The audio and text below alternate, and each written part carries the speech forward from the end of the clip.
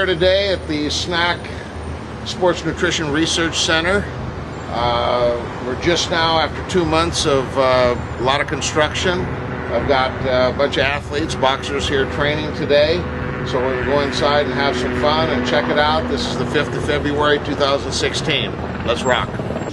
Okay, this is our curve training position here. A couple of hypoxicators here. They wear a mask and they typically use 14% oxygen, which is a 10,000 foot elevation. And we do 3 sets of 5 repetitions, and it's 15 seconds of high exertion. They ramp up, and then 6 seconds of all out.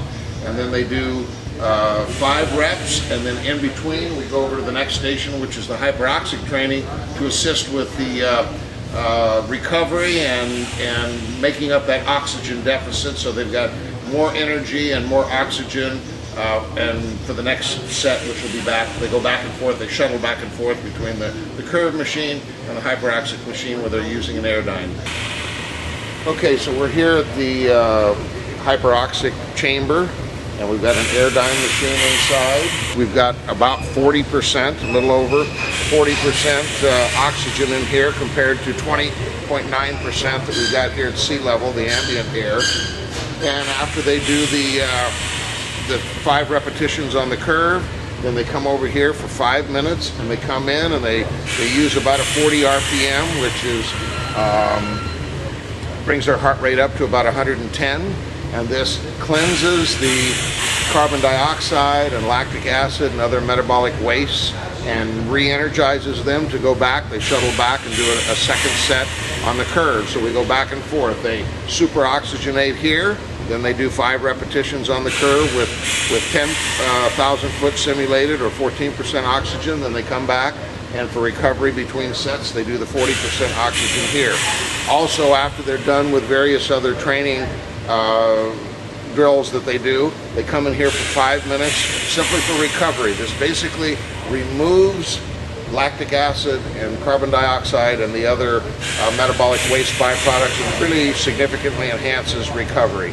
And then we also measure carbon dioxide levels in there, as well as oxygen here on this handy meter, which tells us exactly what the oxygen is inside the chamber.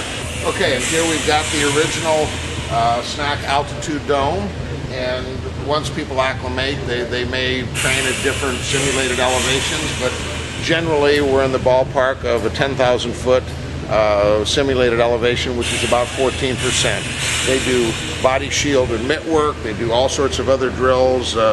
Mike Basil really keeps logs and measures oxygen, blood oxygen saturation, and heart rate and carbon dioxide levels inside the dome. But typically they work in here for about 30 minutes. And before they go in, they'll be in the Hyperoxic Chamber to fully oxygenate. So they call this oxygen contrast training, or a newer term that I think is more accurate is called oxygen modulation training. We're going from high to low, back to high to low.